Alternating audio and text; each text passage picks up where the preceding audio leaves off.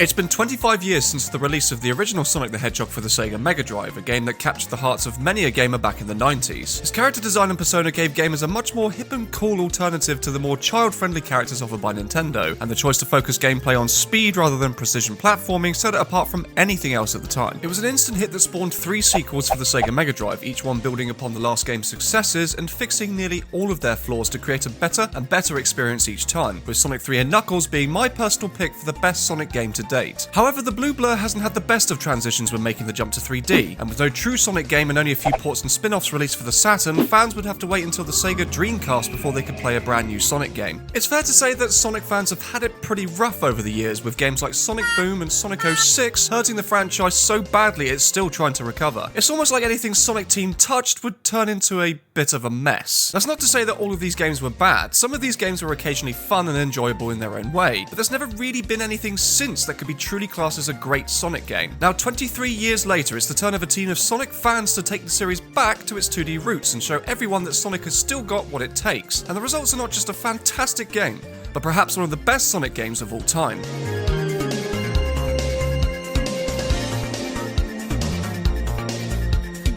The first thing that you'll notice is that Sonic Mania's environments are back to a pixel art Mega Drive style rather than Sonic 4's 2.5D, and each location looks absolutely jaw-dropping, especially with the game being able to run at a native 4K resolution on both PS4 Pro and on PC. All the animation frames to each sprite are being also greatly increased to allow for more detail and fluidity of movement, especially now that the game runs at a buttery smooth 60 frames per second. It also runs in a native widescreen that replaces the 4:3 aspect ratio of the previous games, which allows for a much greater chance for you to be able to spot upcoming obstacles and be able to dodge them in time. The level of detail that they've packed into each of these levels just blows my mind each time that I play it, and even after completing it with each character multiple times, I'm still finding new things that I didn't discover before. Gone are the static backgrounds from the originals, and instead we have a multi-layered backdrop that moves and shifts with you as you play it, making it feel alive and vibrant, almost like the levels that you're playing through are living, breathing locations. Green Hill, for example, has mountains and subtler detailing in the backgrounds that carry over into the foreground, and when the player drops down to the lowest parts of the level, it changes dynamically to a darker and more cavernous cave environment. Each zone consists of 2 acts like in Sonic 3, with a boss at the end of each one. The first act is structured more like the original level, with familiar layouts players will recognise, but the second act remixes itself completely by incorporating elements from other Sonic levels, other Sonic games, or using totally original assets to give it a brand new flavour.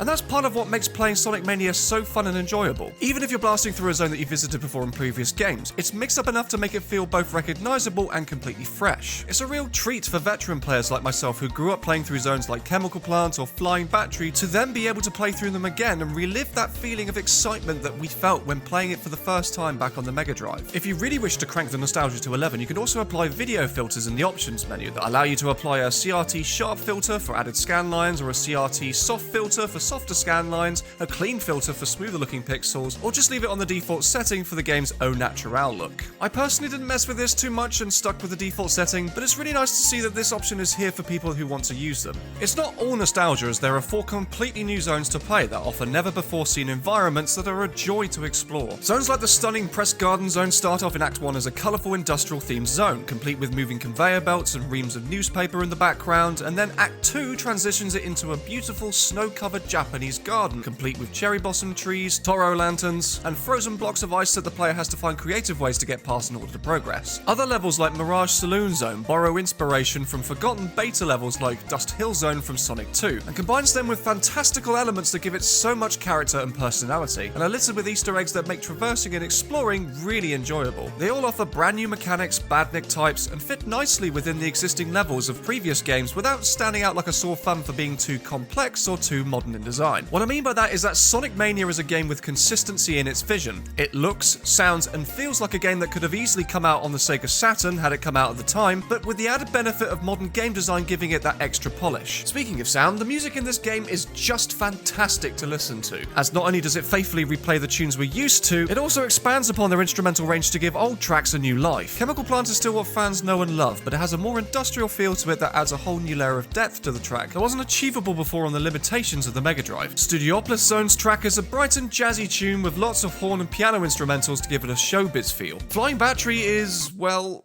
fucking amazing. And Press Garden Zones is extremely catchy and suits the industrial Japanese style environment perfectly. Each act also has its own unique track, giving it an identity that's arguably greater than the accompanying visuals. There's just simply no bad track in this game, which is testament to the level of effort and care composer T. Lopes put into making this soundtrack, and just shows how much he understands what was great about the soundtracks from previous games. I can honestly say that I haven't been able to stop listening to the soundtrack since hearing it. It's that good. Though Lava Reef Zone Act 2 now sounds like an 80s movie love scene.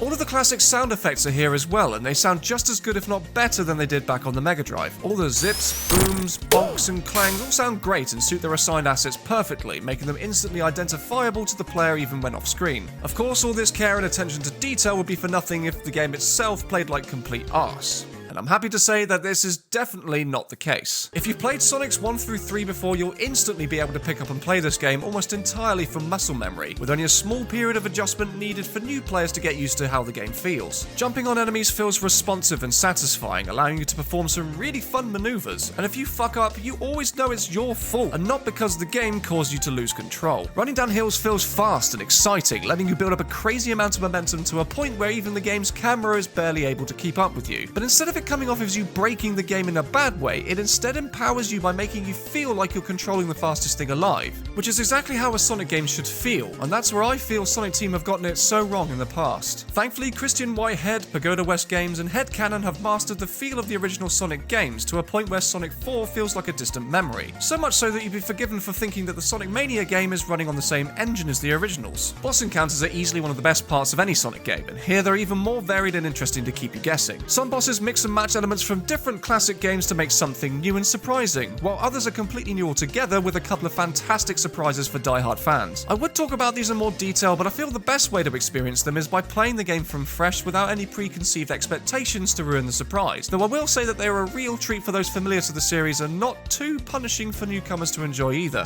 When you first boot up the game, you start off with only the main single-player mode, but as you progress through the game and earn medals, you unlock extra modes like Time Attack, a local 2-player competition mode, as well as a couple other secret modes that act as some fun little bonuses for completionists. The save system from Sonic 3 has also made its way to Sonic Mania, which saves players' progress after they've completed both acts of each zone, meaning it's not too punishing to pick up from where you left off if you got a game over. It's also here where you get to select the characters that you want to play as, which are Sonic, Sonic and Tails, Tails and Knuckles. Tails and Knuckles both retain their abilities from Sonic 3, where Tails can fly or swim and Knuckles can glide and climb walls. Sonic gains a new ability called a Drop Dash, which lets you perform an extra speed boost by holding the jump button before landing. I thought I'd missed the Insta-Shield ability from Sonic 3, but I actually ended up using this move a lot more than I thought. But if you really do miss it, you can unlock this ability and the Super Peel-Out move from Sonic CD to use instead, which is a nice touch for people who prefer them. A second player can play as Tails alongside Sonic should they wish, but for those of you who like to play solo or have no friends, you can now tell Tails to fly you up to reach higher places without the need of a second controller, which is a pretty cool feature. Each character's abilities can be used in different ways to explore the levels and find new paths, power-ups, and giant rings to take you to the game's secret bonus levels to collect the 7 Chaos Emeralds. All the elemental power-ups from Sonic 3 are back, as well as the shield power-up from Sonic 1, and the Robotnik TVs, and even the combined rings power-up from Knuckles Chaotix. They all work as they did before, only now some of these shields can directly affect the environment around you. For example, the Flame Shield now burns anything flammable that it comes into contact with, like wooden bridges or oil, and the Thunder Shield now magnetizes you to electrical surfaces, allowing you to walk along them, much like Sonic and Knuckles did in Death Egg Zone Act 2. The special stages from Sonic CD also make a return, and it's here that you get all the Chaos Emeralds for a chance to play as Super Sonic, Super Tails, and Super Knuckles, as well as access to the game's true final boss. To do this, you maneuver around a looped course, collecting blue spheres to increase your speed and collecting rings to increase your time left in the stage. There are also power-ups that you can bounce on to give you extra speed, give you more rings, and boost your sphere count. The controls here take a little more time to get used to as you're stuck in an automatic run and can only move left and right, and your movement isn't as tight and responsive as you'd probably expect. Once you do settle into them, it's actually not that bad to control if a bit floaty, and once you've mastered them, you'll find yourself able to take more risks which pay off if you succeed. It's also nice to see the blue sphere stages make a return here too, only this time they're in the form of checkpoint bonus rounds instead of being used to find the Chaos Emeralds. But it's unfortunately here where my praise starts to stop, because I unfortunately have to start talking about one of my biggest criticisms of the game. These bonus stages can suck my hairy.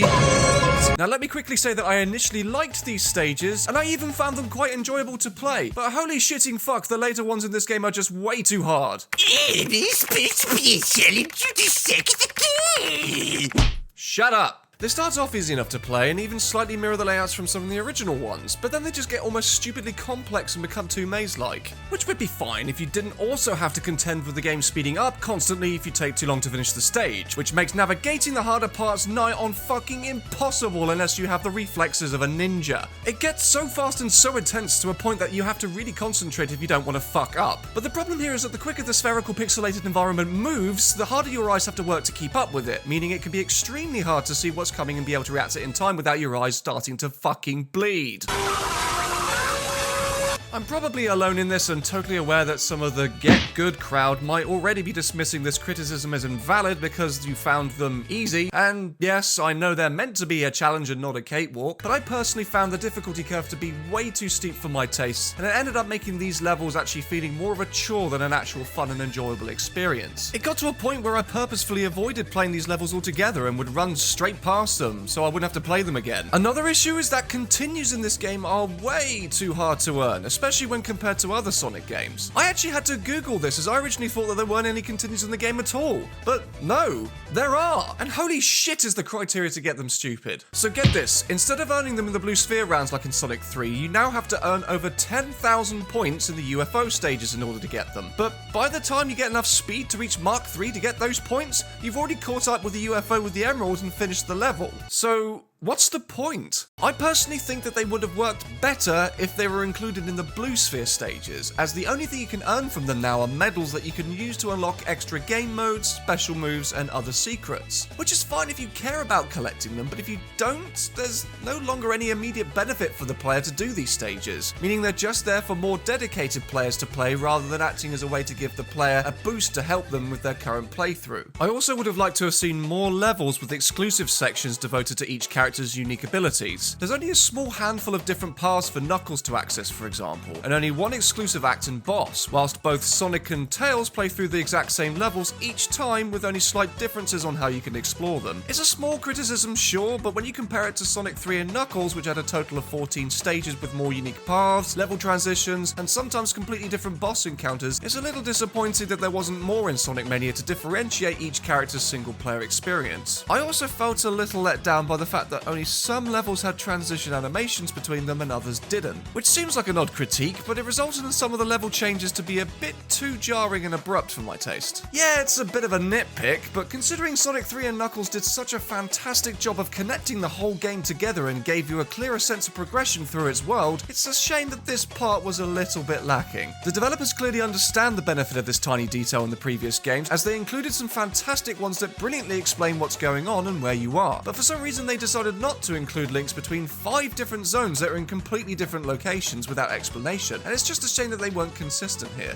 Again, these are small complaints that I personally have with this otherwise well put together game. Nothing I've mentioned ruins the overall experience or makes it a bad game. There are just some areas I felt personally were a little lacking and could have slightly been improved on. All of these new mechanics and design flourishes all add up to a fantastic game for both newcomers and long-time fans of the series. It's a game that wears the love of its classic heritage proudly on its chest like a badge of honor, and doesn't try to hide it or disguise it by being way too gimmicky or complicated. For too long, Sonic has been the test subject of various gimmicks, over-egged character plots, and buggy games. It almost seemed like Sega was too focused on copying their competition and had almost forgotten what made his games fun to play in the first place. We didn't play them because of the story, we didn't play them because we wanted something realistic, or to have Sonic interact with human people, or fit in the context of a real world. We played them because they were simple and fun. Sonic is and always will be about the rush of using speed to navigate the environment in stylish ways, almost like you're on a roller coaster, but at the same time it's also about taking the time to explore the colourful environments and find secrets. Thankfully, Sonic Mania is exactly all of those things and more. It seems ironic and almost poetic that it took a team of passionate fans, ROM hackers, and Sonic diehards to make the games fans always wanted, rather than it being created by the very team assembled by Sega to design Sonic games in the first place. But Sonic Mania is proof that sometimes